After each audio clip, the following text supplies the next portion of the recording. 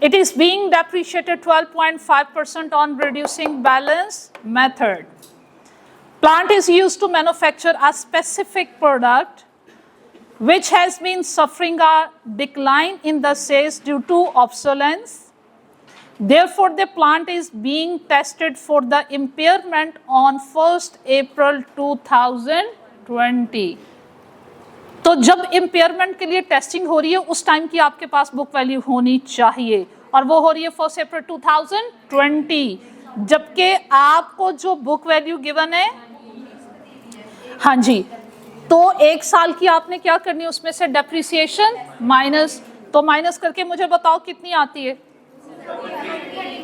Book value कितनी आती है 217।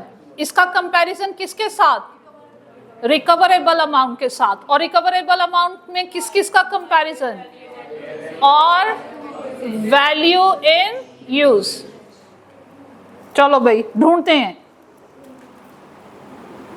उसमें कहता है PL has estimated that the plant will be retired from use on 31st March 2023।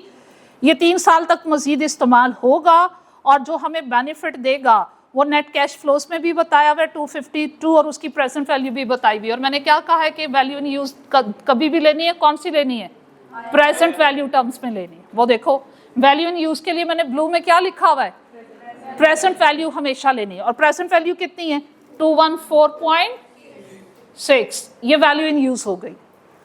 और on 1 April 2020 PL had an alternative offer from the competitor to purchase the plant for 200 million। कंपैटिटर ने कहा आप हमें बेच दें, तो हमारे लिए फेयर वैल्यू कितनी हुई 200।